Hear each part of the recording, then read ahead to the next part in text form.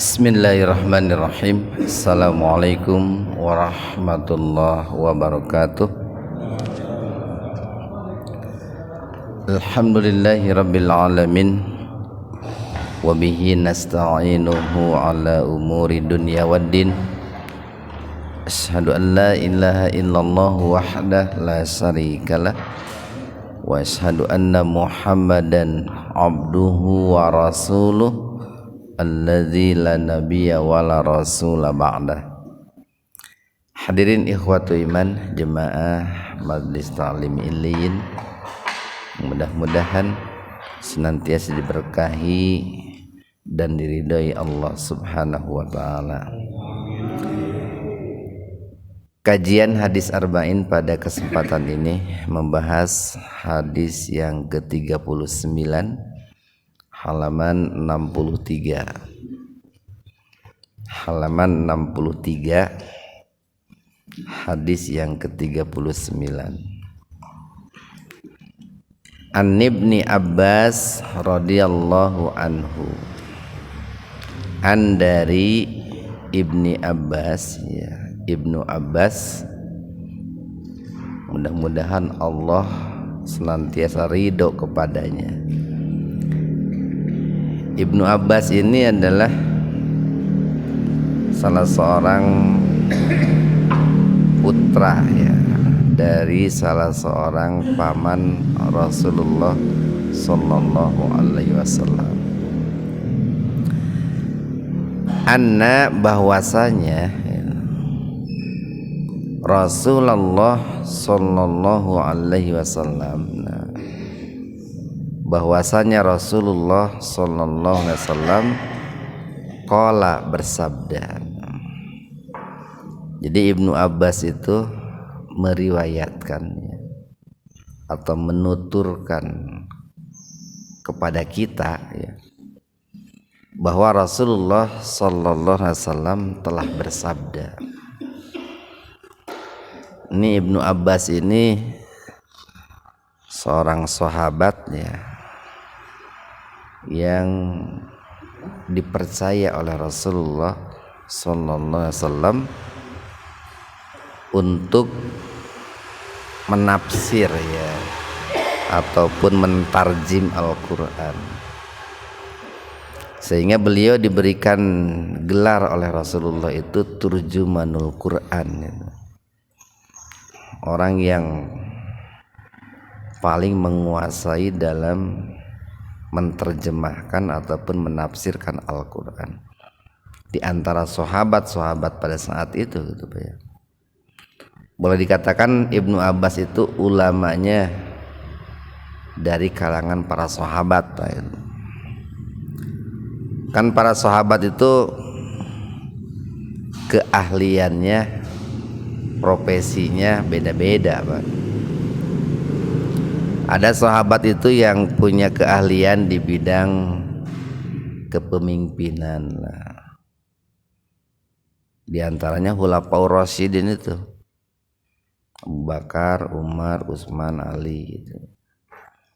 Ada para sahabat itu yang ahli di bidang niaga, perdagangan, ya.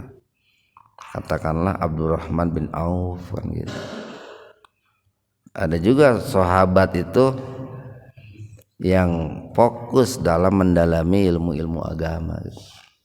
Walaupun tentu ya rata-rata mereka paham tentang ilmu agama, tapi tetap ada perbedaan, Pak. Karena seseorang itu kan menguasai sesuatu itu ditentukan juga oleh waktu, gitu, ya. Waktu yang tercurah untuk agama beda dengan orang yang waktunya tercurah katakanlah untuk dagang ataupun untuk kekuasaan. Nah, jadi kata Ibnu Abbas itu Rasulullah sallallahu alaihi wasallam telah bersabda, inna, sesungguhnya Allah. Jadi inna dengan anna itu mirip lah, Pak, mirip. Bedanya biasanya kalau inna di awal pembicaraan, Kalau anna di tengah-tengah pembicaraan. Inna diterjemahkan taukid, sesungguhnya. Kalau anna biasanya bahwasanya. Di innallaha, sesungguhnya Allah. Ini sabda Rasul nih. Tajawaza. Nah, innallaha, sesungguhnya Allah, tajawaza li an ummati al khata. Mana ya?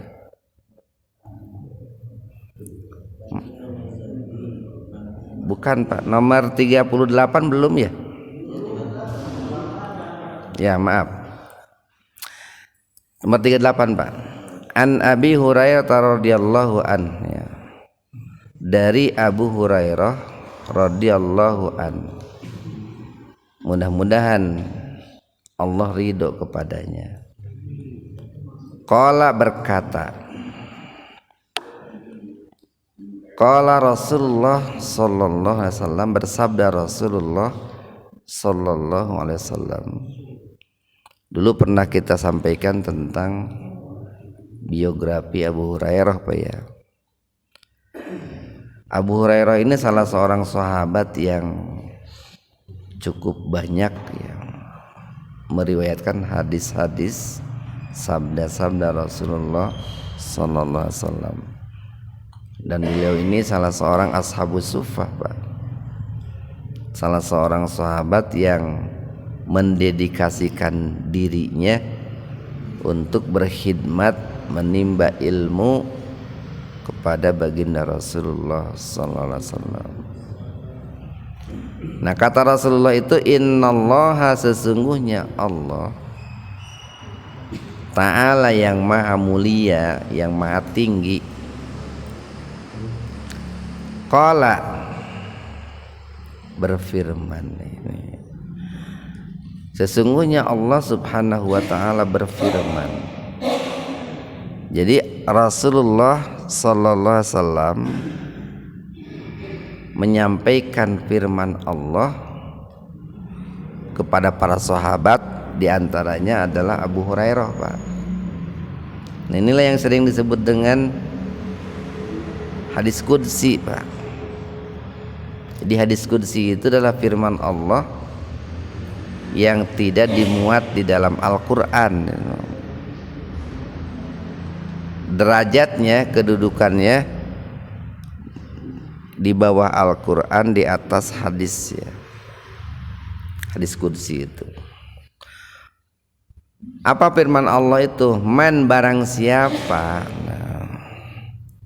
ada aduun, ada itu. Barang siapa ada yang memusuhi li, li itu maksudnya milikku. Apa yang menjadi milik Allah itu? Walian, wali gitu. Jadi kalau digabung begini Pak, barang siapa yang memusuhi waliku, nah itu waliullah gitu, wali-walinya Allah. Tentu yang dimaksud dengan wali di sini nih, wali Allah di sini, ya bukanlah wali-wali Allah yang banyak dipahami oleh sebagian orang hari ini gitu ya. Orang kan hari ini mendefinisikan waliullah mungkin manakala orang itu bisa terbang gitu Pak ya, bisa berjalan di atas air kan gitu, atau tidak tembus senjata gitu. Bahkan belakangan ini kan banyak orang yang secara nalar juga mungkin terbelakang gitu ya, secara fisik juga mungkin kurang gitu. Itu sering dilulukan sebagai wali itu. Nepikeun ka jidat apa, keringatnya mungkin diminum atau ilernya di apa ya. Jadi yang dimaksud dengan waliullah itu adalah mereka-mereka yang senantiasa mendekatkan diri kepada Allah, menjalankan perintah-perintah Allah, menjauhi larangan-larangan Allah, menempatkan kecintaan kepada Allah di atas segala-galanya. Itulah yang dimaksud dengan waliullah, wali-wali Allah itu. Ya, barangkali banyak orang yang mendefinisikan wali Allah hari ini itu terimajinasi oleh film-film mungkin, Pak. Kan suka banyak ya ditayangkan di film-film wali-wali Allah. Jadi barang siapa yang memusuhi waliku, kata Allah, faqad, maka sungguh-sungguh, adzantuhu, tu'nya itu kembali kepada Allah, Pak. Saya gitu artinya itu. Maka aku telah adzan itu kan, adzan itu kan mengiklankan itu. Jadi memanggil dengan suara yang keras kan itu adzan. Maka bisa diartikan adzan tuh itu aku telah mendeklarasikan kepada orang itu gitu. Atau aku telah mengumumkan kepada orang yang memusuhi wali Allah itu bil harbi, untuk perang katanya gitu, Pak. Jadi Allah mendeklarasikan diri siap untuk berperang dengan orang-orang yang memusuhi wali-wali Allah gitu. Ini kalau dilihat dalam Al-Quran, di antara orang yang Allah umumkan untuk berperang adalah satu, orang yang memusuhi wali Allah, Pak. Yang kedua adalah para pemakan riba itu. Allah menantangnya untuk berperang. Yang sudah otomatis, Pak, tidak akan pernah ada makhluk apapun atau seorang pun yang menang berperang melawan Allah, kan begitu. Ya Allah kan Maha Pencipta, ya Sang Maha Pencipta, manusia kan makhluk gitu. Sang Maha Pencipta mendeklarasikan diri, mengumumkan diri untuk berperang dengan orang yang memusuhi wali-wali Allah. Nah, itu kan menunjukkan betapa besarnya dosa orang yang memusuhi waliullah itu, Pak. Wali-wali Allah itu. Wama, dan tidaklah takorruba, mendekatkan diri, ilayya, kepadaku, abdi, seorang hamba gitu, atau hambaku gitu, bisaiin, dengan sesuatu. Tidaklah hambaku mendekatkan diri kepadaku dengan suatu amalan. Kan begini, Pak, nih maksudnya. Banyak orang yang ketika mendekatkan diri kepada Allah itu dengan berbagai macam amalannya. Banyak amalan-amalan, baik amalan hati, amalan lisan, amalan anggota badan, yang dilakukan oleh seseorang ketika dirinya mendekatkan diri kepada Allah Subhanahu wa ta'ala. Tapi kata Allah, ahabba, di antara amalan-amalan itu ada yang lebih aku cintai, ahabba ilayya, yang lebih aku cintai, mimma, dari apa, ibtaradtuhu, yang aku pardukan, alaihi, kepadanya. Jadi tidak ada amalan yang dilakukan oleh seorang hamba dalam rangka mendekatkan diri kepada Allah Subhanahu wa ta'ala yang lebih Allah cintai kecuali amalan-amalan yang hukumnya wajib, Pak. wajib. Nih jangan salah memahami. Banyak orang ini hari ini itu yang mengerjakan amalan-amalan sunnahnya begitu serius, tapi yang wajibnya diabaikan gitu. Ini kebalik ini, kebalik. Ya gambaran mudahnya begini Pak. Orang kalau sholat hari raya darah datang kabeh gitu. Tapi ai sholat fardu kadang musok sholat hari raya, kadang tara sholat wajib itu Pak. Bahasana teh peperihun atuh cenah. Sapopoena tara sholat setahun 2 kali atuh sholat teh cenah. Padahal kan sholat Id itu kan sunnah hukumnya. Ya dibalik kan, balik. Jadi banyak orang itu yang serius melaksanakan amalan-amalan yang sunnah, tapi amalan yang wajibnya ditinggalkan atau diabaikan. Termasuk yang wajib pun kan ada yang wajib ain, ya fardu ain, ada yang fardu kifayah.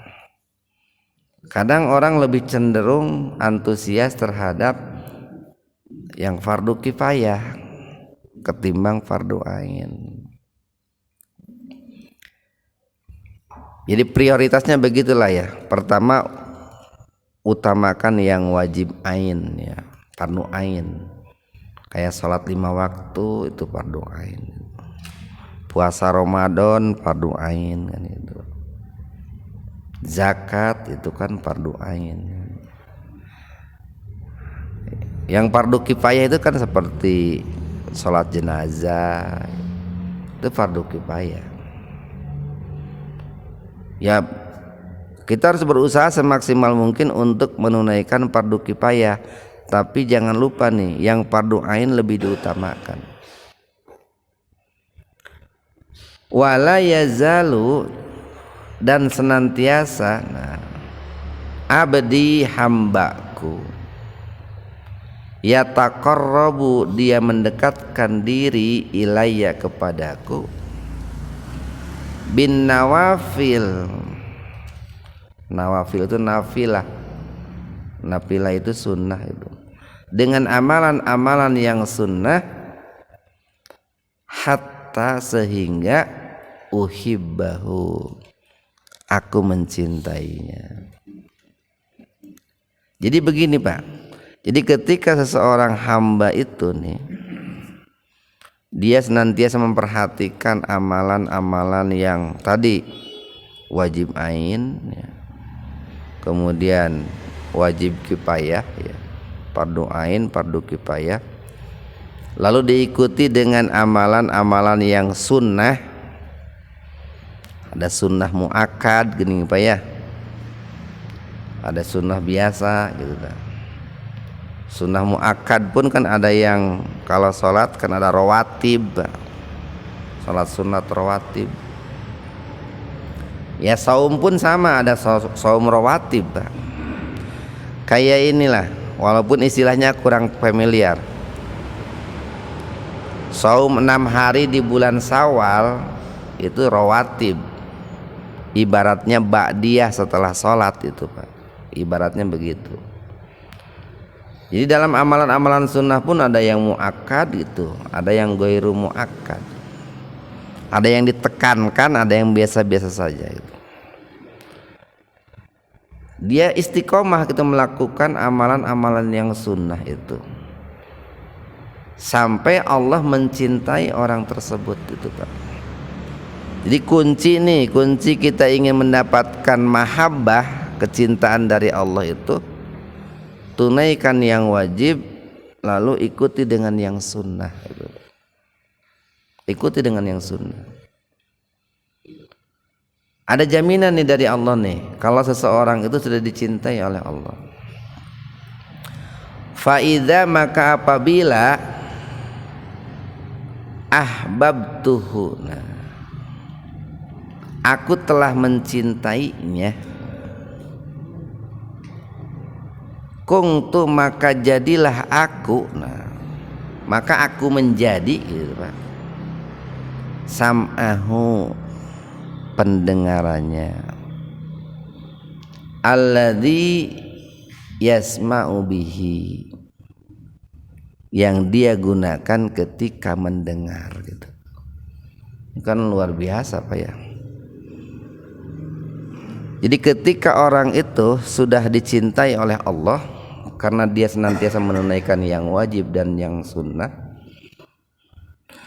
maka ketika dia itu mendengar, hakikatnya yang mendengar itu adalah pendengaran Allah. Wa basaruhu, dan Allah lah sebagai penglihatannya, alladzi yubsiru bihi, ketika orang itu melihat. Wa yadahu, dan Allah lah sebagai tangannya, allati yubtisu biha, ketika dia itu memegang, ketika dia itu bekerja. Wa rijlahu, dan Allah lah sebagai kakinya, allati yamsi biha, ketika dia berjalan. Ini kan luar biasa Pak. Jadi kalau Allah sudah mencintai seseorang nih Pak, maka ada beberapa jaminan dari Allah bagi orang yang dicintainya itu. Ketika orang itu tadi mendengar, maka Allah lah yang menjadi pendengarannya. Ketika dia melihat, maka Allah lah yang menjadi penglihatannya. Ketika dia memegang, maka Allah lah hakikatnya yang memegang. Ketika dia berjalan, maka Allah lah hakikatnya yang berjalan. Nah, konsekuensinya begini. Kalau seseorang yang dicintai Allah itu mendengar, kemudian Allah lah hakikat pendengarannya, maka orang orang tersebut pertama, dia tidak akan mendengar sesuatu yang bermaksiat kepada Allah. Dia tidak akan mendengar perkataan-perkataan yang berbau maksiat. Kan tidak mungkin Allah itu bermaksiat Pak. Tidak mungkin. Orang tersebut akan senantiasa mendengarkan perkataan-perkataan, bunyi-bunyi yang mengandung ketaatan kepada Allah Subhanahu wa taala. Dan otomatis pendengarannya itu tajam sekali itu Pak. Tajam. Yang kedua, konsekuensi kedua, pendengarannya itu akan tajam, akan peka.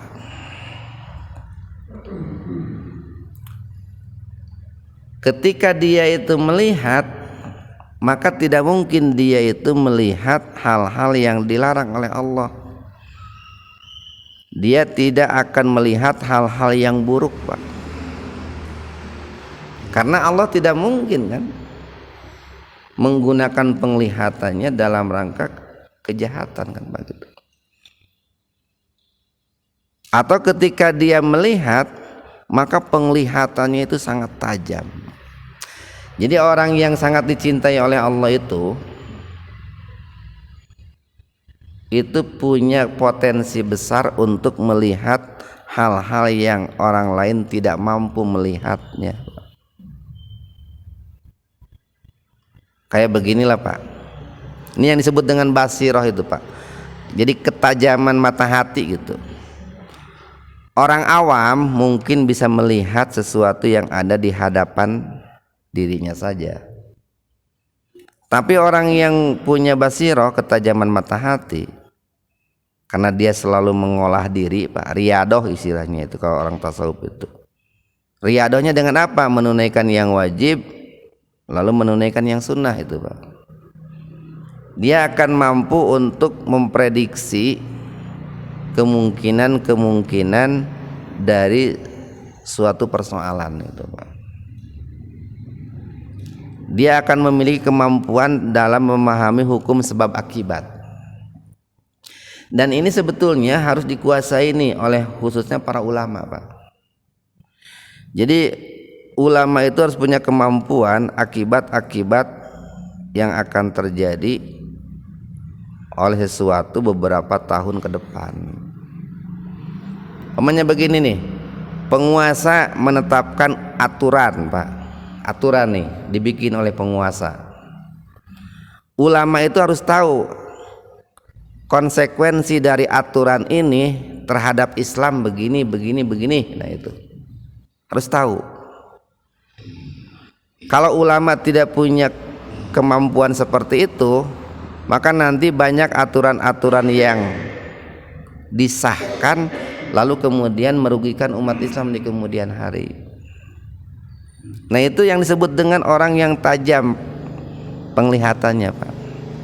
Jadi tong dipahami bisa ningali generwo hantu gitu tuh, Pak. Yang disebut dengan ketajaman basirah itu begitulah. Dan akulah yang menjadi tangannya ketika dia itu bekerja. Artinya yang bersangkutan itu dia akan mengerjakan menggunakan tangannya dalam rangka mengerjakan sesuatu yang dicintai oleh Allah. Akulah kakinya ketika dia berjalan. Artinya dia akan berjalan ke tempat-tempat ya, yang di dalamnya itu mengandung ketaatan kepada Allah. Kakinya tidak akan melangkah ke tempat-tempat dalam rangka bermaksiat kepada Allah. Ini dikisahkan dalam hadis yang cukup panjang nih, Pak. Dahulu Rasulullah sallallahu alaihi wasallam ketika beliau itu remaja, Pak, sebelum diangkat jadi nabi, jadi rasul. Tahun berapa tuh Rasulullah diangkat jadi nabi? Usia berapa? 40 kan ya. Nah sebelum beliau diangkat jadi nabi dan rasul itu, beliau itu kan profesinya sebagai seorang pengembala kambing di kota Mekah. Rata-rata para nabi rasul itu profesinya mengembala kambing, Pak. Rata-rata. Kecuali diantaranya Nabi naon Pak Yusuf, tukang jahit teh. Nabi Idris ya. Itu ada pelajaran yang sangat luar biasa, Pak, mengembala kambing itu. Di situ menanamkan tanggung jawab. Jangan sampai kambing itu memakan makanan yang ada di tanah orang lain. Perlu tanggung jawab pengembala itu. Yang kedua, pengembala itu harus fokus. Jangan sampai kambingnya, gembalaannya bercampur dengan gembalaan orang lain. Karena kan di Arab itu orang itu mengembala gembalaan kambing itu bukan 1, 2, ratusan gitu, Pak. Kemalamun campur kan gitu. Kemudian yang ketiga di dalamnya mengajarkan tentang pentingnya hidup bersama, persatuan itu, Pak. Sogera lamun kambing malamun pamimpinna kakulon, milu kakulon kabeh. Kawetan itu. Nah itu salah satu pelajaran yang dipetik dari pengembala itu begitu. Nah ketika beliau itu sedang mengembala kambing ya, domba lah di Mekah. Beliau kan tinggal di pinggiran kota Mekah, Pak. Itu bersama dengan sahabatnya waktu itu. Lalu kata Rasulullah, wahai sahabatku, aku ingin sekali pergi ke kota Mekah katanya. Tapi aku bingung bagaimana dengan domba-dombaku, dengan gembalaanku ini. Terjadilah kompromi itu. Bagaimana kalau hari ini kata Rasulullah, saya pergi ke kota Mekah, kamu tungguin gembalaan saya. Sepakatlah tuh. Rasulullah sallallahu alaihi wasallam beliau berangkat menuju kota Mekah. Ya kayak kita lah, Pak, kan kalau tinggal di pinggiran kan pengen mungkin ke kota gitu.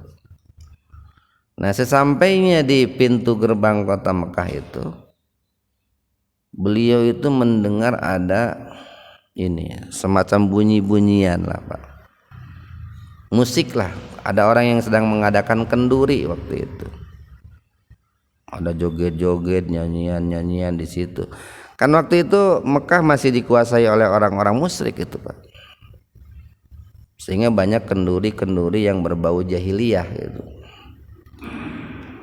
Nah Rasulullah itu penasaran, pengen melihat dan mendengar apa yang sedang terjadi di keramaian itu.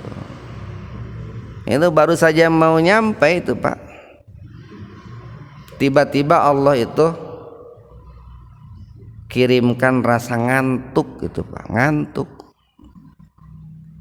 ke mata Rasulullah sallallahu alaihi wasallam itu, sampai Rasulullah itu saking ngantuknya beliau tertidur dan tidak jadi melihat atau mendengar acara kenduri itu. Bahkan pas bangun tiba-tiba matahari sudah sangat panas sekali. Keesokan harinya diulangi lagi tuh Pak, penasaran gitu, datang lagi ke tempat itu, dan begitu mau sampai Allah pun kirimkan rasa ngantuk dan beliau pun tertidur lagi. Nah jadi kalau Allah itu sudah mencintai seorang hamba itu, Allah akan jadikan pendengarannya itu buta Pak terhadap hal-hal yang berbau maksiat, tuli gitu. Penglihatannya itu buta, tangannya akan lumpuh, kakinya akan lumpuh ketika berkaitan dengan hal-hal yang berbau maksiat.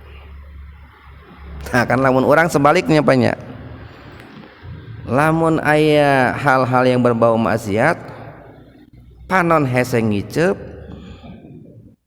telinga hese ditutup. Beda lamun dalam hal ketaatan mah bawaan teh tunuh kan gitu kan gitu banyak. Dulu Rasulullah itu nggak begitu. Nah itu salah satu janji jaminan dari Allah, kalau orang itu sudah betul-betul mendapatkan kecintaan dari Allah Subhanahu wa taala. Bahkan tuh dalam hadis yang lain kan dikabarkan begini, ketika orang itu sudah dicintai oleh Allah Subhanahu wa taala, Allah itu di atas di sana di arsy itu menyeru kepada seluruh para malaikat, kepada malaikat Jibril, ya Jibril ta'ala, kata, wahai Jibril kemarilah, katanya. Jibril kan datang menghadap Allah tuh. Lalu setelah Jibril itu datang menghadap Allah, Allah berfirman, walaupun para ulama mengatakan dalam arti datang menghadap itu tetap berkomunikasinya itu karena berbeda antara Allah yang maha gaib dengan Jibril yang gaib gitu. Waktu itu tuh Allah berfirman, wahai Jibril, aku telah mencintai seorang hamba namanya si fulan itu. Itu disebutkan tuh Pak, namanya itu umpamanya namanya itu Pak Yusuf gitu. Namanya itu Habib Deden gitu, namanya itu Ustadz Marwan gitu, disebutkan itu. Nah dikarenakan aku telah mencintainya, kamu pun harus mencintainya, katanya. Ya Jibril kan tidak bisa menolak Pak, karena malaikat itu kan tidak pernah bermaksiat kepada Allah. Lalu Jibril pun menyeru seluruh malaikat yang ada di langit. Nah malaikat-malaikat itu datang menghadap Jibril. Kata malaikat Jibril kepada malaikat-malaikat yang lainnya, wahai para malaikat, barusan Allah sudah menyampaikan kepadaku bahwa Allah telah mencintai si fulan di bumi ini nih. Tempatnya di GBI, di ini gitu. namanya ini. Allah telah mencintainya, aku pun telah mencintainya, maka kalian pun harus mencintainya.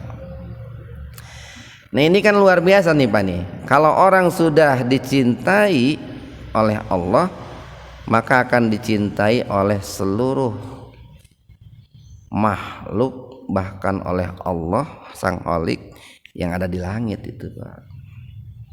Ini kan motivasi yang sangat luar biasa.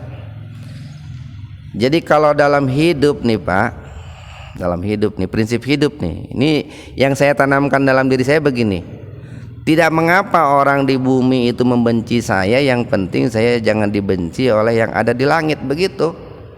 Orang GBI mau benci silahkan, orang muhajirin mau benci juga silahkan, yang penting jangan dibenci oleh zat Allah dan malaikat yang ada di langit. Begitu. Nah kan kadang orang itu kalau tidak punya prinsip seperti itu, di badan pusing gitu Pak. Berbuat baik nih, taat kepada Allah, lalu di badan ke batur pusing gitu Pak, down gitu Pak, mundur gitu. Nah ini dalam rangka membangun sebuah motivasi diri begitu. Jadi selama kita dicintai oleh Allah, oleh para malaikat, ya sekalipun makhluk di bumi tidak mencintai kita nggak apa-apa. Walaupun idealnya kita dicintai oleh Allah, para malaikat, dan juga oleh makhluk yang ada di bumi, idealnya begitu. Tapi kalau seandainya manusia yang di bumi itu harus membenci kita, yang penting Allah mencintai kita. Seandainya gitu Pak ya. Kita lanjutkan nih.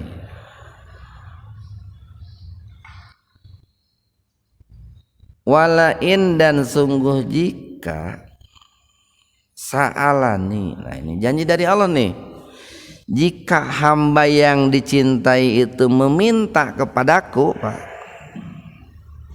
la'utiyannahu, nah, maka pasti ini pakai la-nya taukid, ini di ujungnya ada nun taukid juga tuh, la'utiyannahu, maka pasti aku akan berikan kepadanya.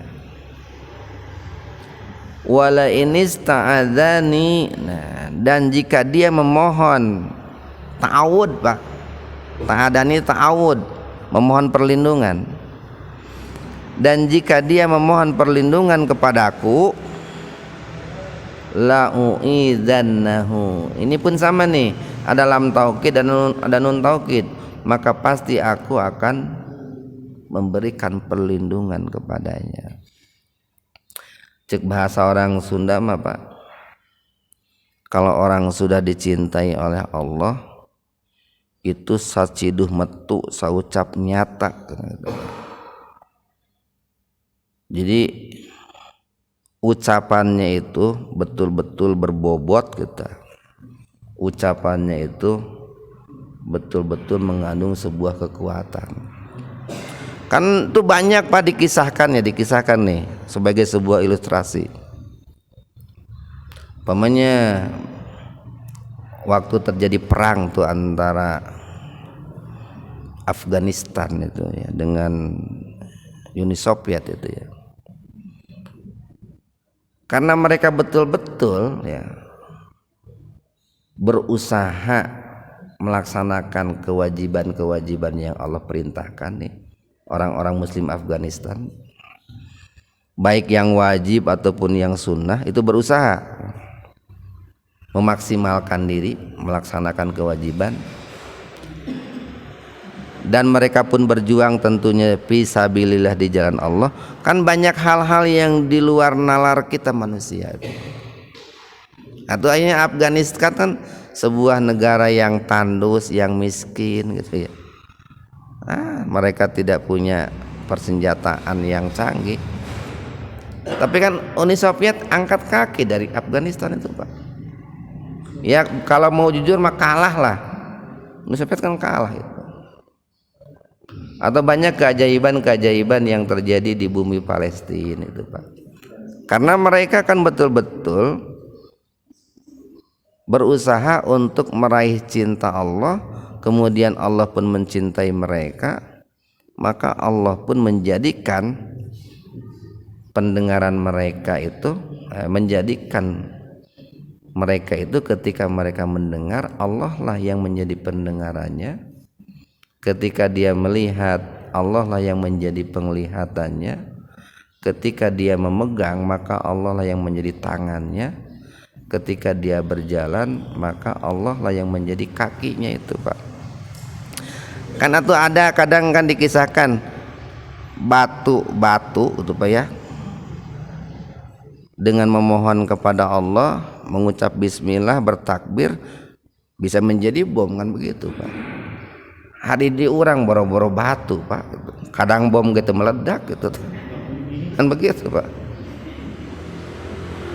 Kan di Al-Qur'an dikatakan wa ma romaita in roma walakinnallaha roma. Nah itu, Pak. Bukanlah engkau yang melempar ketika melempar, melainkan Allah lah yang melempar gitu. Nah inilah, Pak, bukti orang-orang yang sudah mendapatkan mahabbah, kecintaan dari Allah Subhanahu wa taala, dan kita harus berusaha untuk mendapatkannya. Kuncinya tadi, tunaikan yang wajib, Pak, baik ain ataupun kifayah, lalu ikuti dengan yang sunnah, baik yang muakkad ataupun ghairu muakkad. Mudah-mudahan ada manfaatnya untuk kita semua. Subhanakallahumma bihamdika asyhadu an la ilaha illa anta astaghfiruka wa atubu ilaih. Assalamualaikum warahmatullahi wabarakatuh.